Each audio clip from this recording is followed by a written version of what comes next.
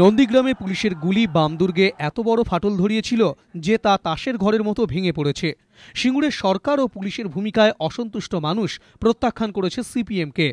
এই অসন্তোষ ক্ষোভকে পুঁজি করেই মহাকরণে পা রেখেছেন মমতা বন্দ্যোপাধ্যায়। আর তাঁর আমলেই তেহট্টে পুলিশের গুলিতে মৃত্যু এবং লোবায় জমি সংক্রান্ত সমস্যায় পুলিশের গুলি চালানোর অভিযোগে চূড়ান্ত অস্বস্তিতে পড়েছেন মমতা। তাই পঞ্চায়েত নির্বাচনের আগে সেই গ্রামীণ ও গরিব ভোট ব্যাংককে ধরে রাখতেই মরিয়া তিনি। বীরভূমের লোবায় পুলিশি অভিযানের বিষয়ে তার সরকার অন্ধকারে ছিল বলে ফের দাবি করলেও বৃহস্পতিবার মুখ্যমন্ত্রী স্বীকার করে নিলেন যা হয়েছিল তা ঠিক হয়নি, তবে নিজেকে আড়ালের আপ্রাণ চেষ্টাও করতে দেখা গেল তাকে। দুবরাজপুরে যে ঘটনাটি ঘটেছিল এবং তেহট্টে, দুটো ঘটনাতেই গভর্নমেন্ট টোটাল ডার্কে ছিল।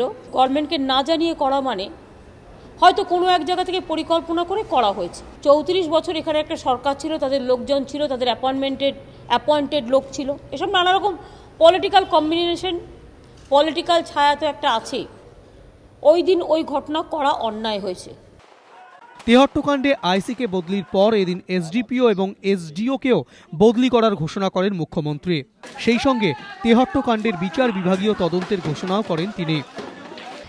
আমরা সিদ্ধান্ত নিয়েছি ওখানে বিচার বিভাগীয় তদন্ত আমরা কমিশন করছি।